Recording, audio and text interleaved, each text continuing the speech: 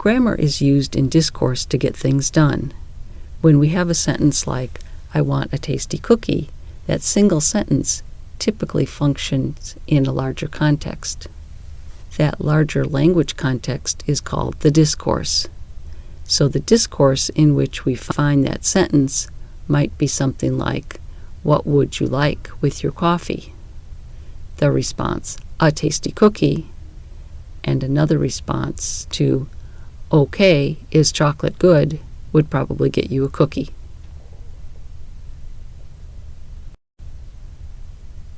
Professor Gray has already provided some useful concepts about grammar, and they actually get kind of complicated. So I asked specifically for some ideas about how to teach grammar. This is a controversial issue among researchers. Some say that grammar should not be taught explicitly. In other words, rules, meta-language should not be taught. Others say that it must be taught explicitly. That's the only way that students will really learn. So that's a pretty good controversy in the field. Here's what Professor Gray said. What advice do you have for teachers about teaching grammar?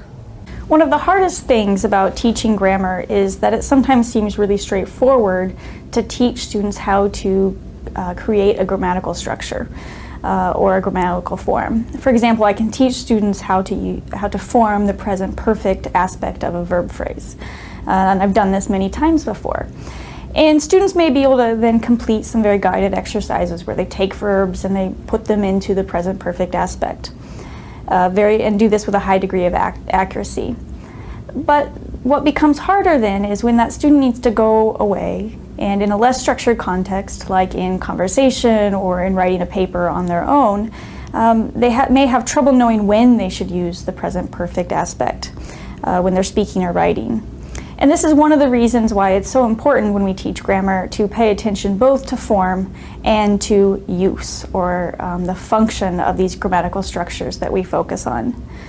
In particular, grammar teaching can be made much more useful and much more engaging when we teach using a lot of examples and when we explicitly address both the form and function of grammatical features. So we need to know not just how to form it, but also when to use it and what types of meanings those grammar structures convey.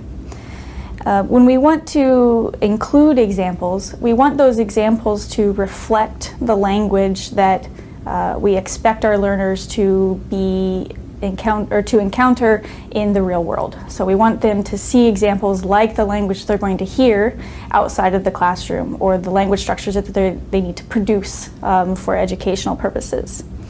Now, sometimes we use what we call online corpora, or very large collections of authentic language, to get these very authentic and real language examples. But this isn't always possible in some cases, and in some cases it may not even be desirable, because often authentic language is very messy and it may be more complex than what our students are ready for. But the key is that these examples should reflect the general patterns, and they should be similar to authentic language, even if they're not real examples themselves. Sometimes when we present these examples, they are presented in isolation. We usually have some degree of context. So verb phrases are presented in the context of sentences, and sentences are presented in the context of conversations or of text. And this is a very useful tool where we want to see the language structures being used within a broader context. We use grammar within particular contexts to communicate. If we need to convey complex information, it's because we're in a particular situation. And so when we teach grammar, we also want to keep that situation relevant, and we want to teach it related to the context in which we use the grammar.